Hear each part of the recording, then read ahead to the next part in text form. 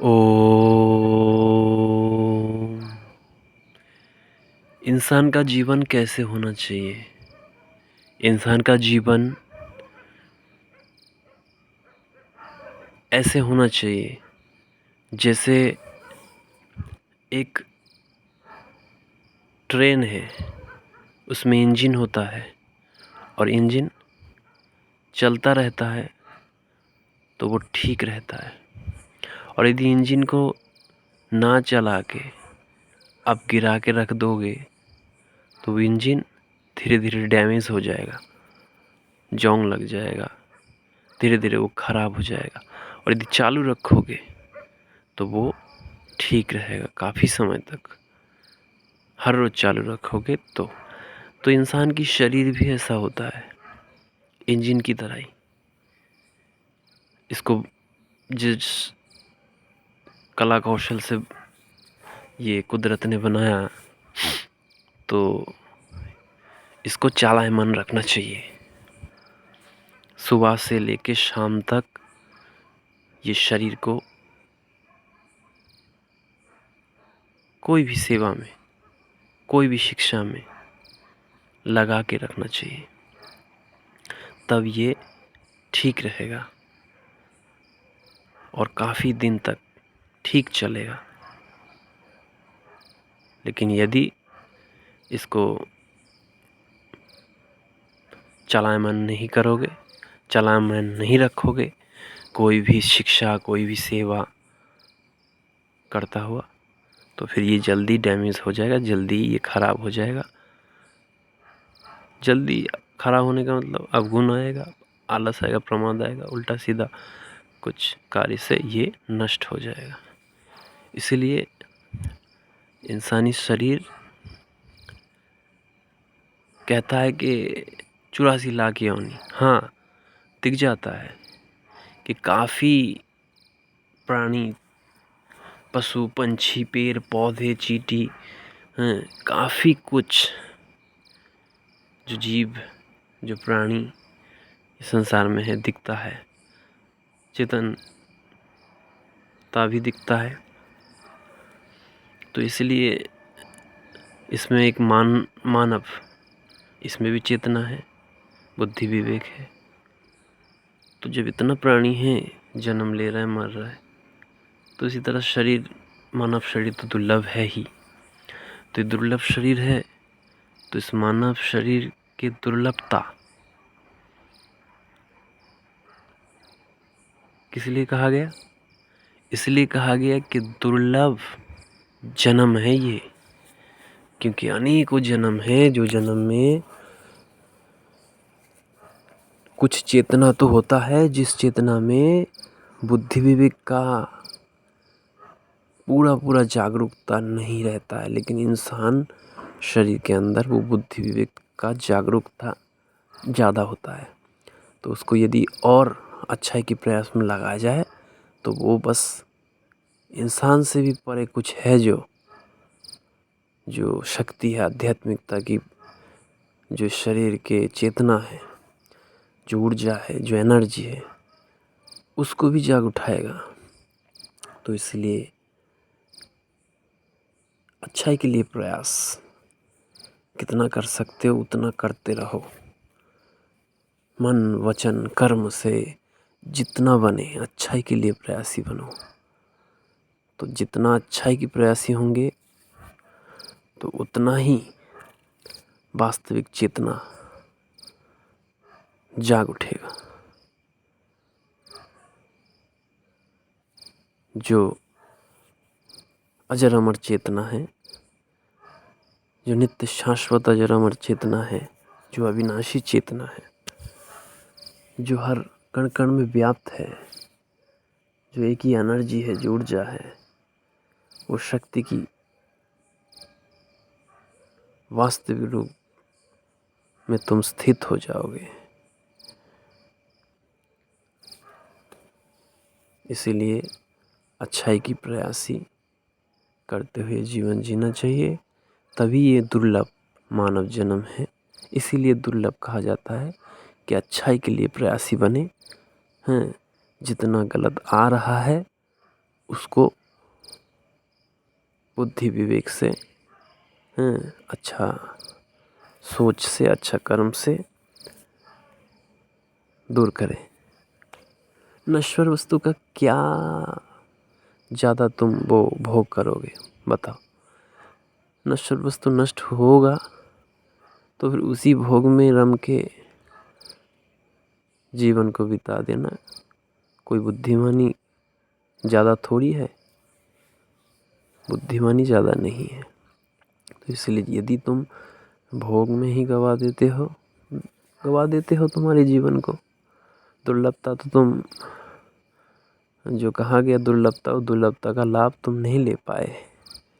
इसलिए सीमित भोग जो नष्ट हो जाएगा, जो अविनाशी नहीं है, उस भोग में रम के दुर्लभ मानव जन्म को बेकार करना बुद्धिमानी नहीं है। बुद्धिमानी ये है कि जो जितना ज़रूरत है उतनी प्रयास करे और नष्ट ना करे। नष्ट मतलब अपचय, कोई भी वस्तु अपचय ना करे। तुम्हारी ज़रूरत का वस्तु तुम उतना लो और अपचय से बचो, ठीक है।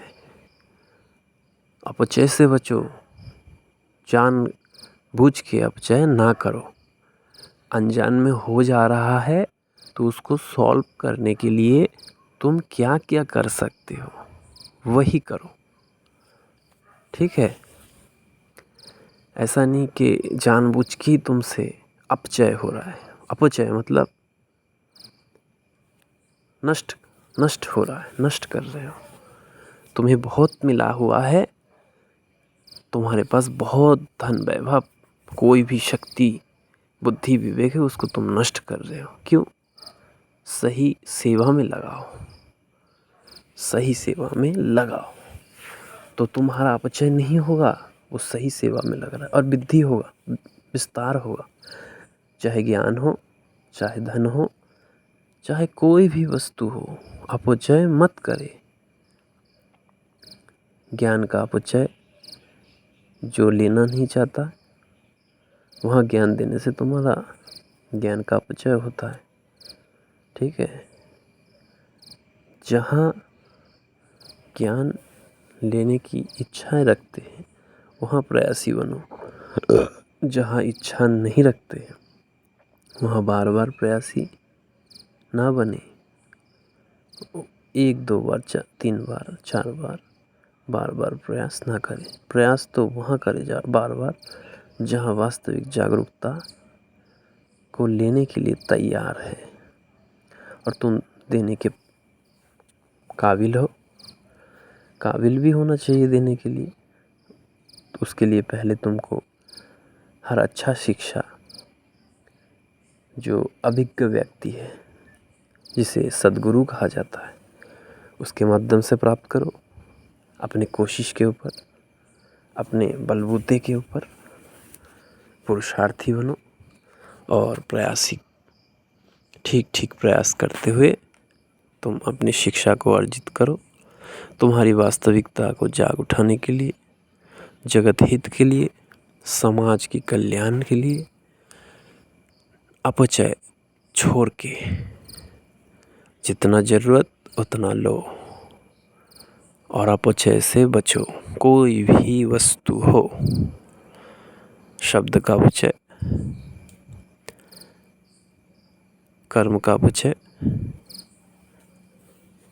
गलत चिंताधारा की जो विचार आता है उसको सोच के मन की जो शांति है उसे भंग करने के लिए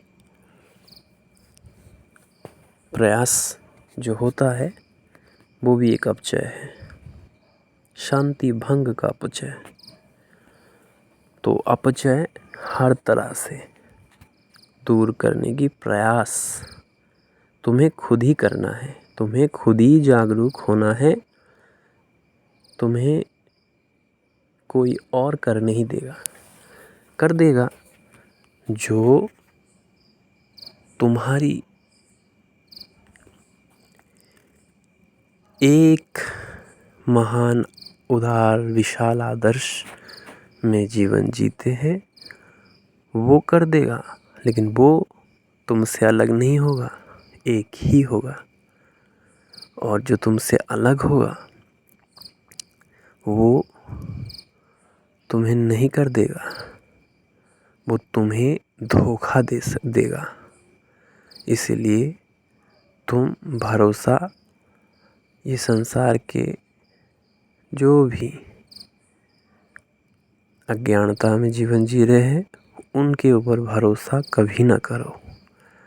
तुम अपने खुद के ऊपर भरोसा करो और कोई भी अच्छा कार्य हो उसको करने की सही चेष्टा करो।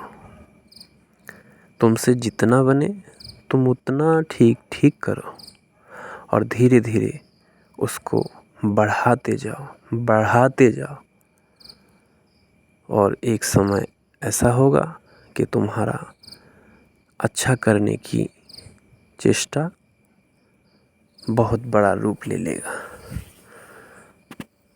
तो इसलिए तुम्हारा धैर्य रखना चाहिए। 12 घंटा दिन 12 घंटा रात है तो तुम्हें 24 घंटा धैर्य रखना है। धैर्य कभी नहीं हारना है। कभी कभी धैर्य टूटने लगेगा, लेकिन तुम अपने धैर्य में अटल रहो और प्रयास तुम्हारा जारी रहे अच्छाई के लिए। तुम्हारे लिए दिन रात एक हो जाए, तुम्हारे लिए दिन रात एक हो जाए। तुम दिन रात को एक करके जो तुम्हारी करने की ज़रूरत है वो तुम एनी टाइम करो। जो तुम्हारा नियम है, जो तुम्हें करना ज़रूरी है, जो तुम्हारा कर्तव्य कर्म बन जाता है, जो तुम्हारा सही पुरुषार्थ है, वो तुम एनी टाइम कभी भी कर सकते हो। तुम्हारा कोई बाधकता नहीं होना चाहिए। तुम्हारा एक ही उद्देश्य है, अच्छाई की प्रयास, मन वाणी कर्म से अच्छाई की प्रयास। तुम कामना में उलझो नहीं, तुम क्रोध में उलझो नहीं, तुम लोभ में उलझो नहीं, तुम अभिलाषा में उलझो नहीं, तुम लालच में उलझो नहीं, तुम अभिमान में न फंसो, तुम न अहंकार में फंसो, न तुम ईर्ष्या में फंसो। कोई भी अवगुण हो उस अवगुण में तुम फंसो नहीं। हाँ, फंसने की दशा हो सकता है, क्योंकि संसार में प्रकृति का गुण इस शरीर में है, तो प्रकृति की गुण खींचता है कोई कारण से। क्योंकि तुम जैसे संगति, जैसे अन्न खाओगे, जिस तरह से संगति करोगे, और उसका दोष, कर्म का दोष तुमको बार बार खींचेगा, गलत की ओर खींचेगा, तुम्हें फंसाने की कोशिश करेगा। लेकिन तुम अपने आप में अटल रहो और अटल रहने के लिए तुम्हें सही कर्म शुरुआत करना पड़ेगा। अटल तभी तुम रह सकते हो। इसलिए तुम जड़ से निर्माण हो। जड़ से निर्माण ही होगा जब तुम स्वावलंबी बनोगे। और स्वावलंबी बनने के लिए तुम चिंतन करो। तुम्हारा इस शरीर कहाँ से आया? तुम्हारा ये शरीर तुम्हारे माता पिता ने जन्म दिया, माता पिता के माध्यम से प्राप्त हुआ। और माता पिता कितना कष्ट करके तुम्हारे इस शरीर को परवरिश किया। तुम्हें वो शिक्षा जो देना चाहिए बचपन में वो दिए, और तुम्हें लायक बनाने के लिए कोशिश किए। तो तुम कैसे भूल जाते हो? भूलो नहीं। तुम लायक बनने के लिए प्रयास करो कि तुम्हारी माता, तुम्हारे पिता कितना कष्ट करके इस शरीर को बड़ा किए, परवरिश किए, तुम्हें खिलाया पिलाया, सिखाया, पढ़ाया, जो भी ज्ञान जितना देना जरूरी है उतना देने की पूरा कोशिश करी। बहुत कष्ट उठाते हुए तुम अभी खुद के पैरों में खड़ा हो जाओ। तुम खुद की विवेक बुद्धि से सोचो। जो माता पिता तुम्हें कष्ट करके बड़ा किए, परवरिश करी, अब तुम उस माता पिता की जिम्मेदारी, माता पिता की जिम्मेदारी तो उठाओगे, पहले खुद की जिम्मेदारी उठाओ। तुम खुद के पैरों में खड़ा हो जाओ, फिर माता पिता की जिम्मेदारी उठाओ। एक माता पिता क्या, तुम हजारों लाखों करोड़ों माता पिता की जिम्मेदारी उठाने की लायक बनो। तुम पूरे दुनिया के सम्राट बन जाओ। तुम्हारी विशाल बहुत बड़ा सोच कभी घटाना नहीं, उस सोच के आधार पे तुम आगे बढ़ो।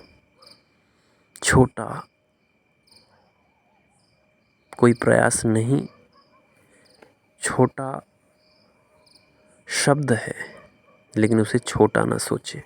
कोई भी कार्य हो वो खुद में खुद बड़ा होता है। एक चींटी भी यदि हाथी के कान में घुस जाए तो बड़ा सा हाथी का मौत का कारण बन जाता है। तो फिर छोटा कोई हो ही नहीं सकता, ना कोई है। आकार में छोटा दिखता होगा लेकिन उसका कार्य बहुत बड़ा है।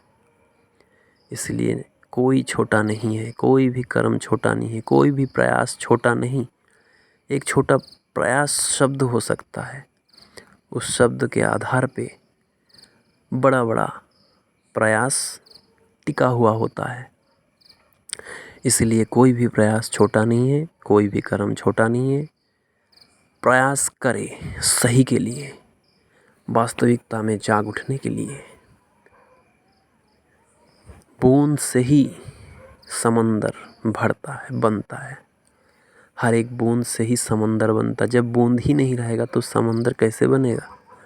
तो इसलिए कोई भी कर्म, प्रयास, आकार छोटा नहीं है। छोटा एक शब्द है, लेकिन वो खुद में बहुत बड़ा है, बहुत बड़ा, बहुत बड़ा, असीम है, अपार है। बस उसकी कदर होना चाहिए, उसको सही ढंग से अपनाना चाहिए। उसको सही ढंग से अपनाएंगे तो वो प्रयास ही बेहद रूप ले लेगा, जिसका कोई पार नहीं होगा। तो इसलिए स्वावलंबिता की प्रयास में प्रयासी बने, प्रेम से धीरे धीरे धीरे धीरे धीरे धीरे धीरे धीरे धीरे बहुत विस्तार कर ले, तो तुम्हारा जीवन जो तुम इस मानव तन में जी रहे हो ये धन्य हो जाएगा। ओ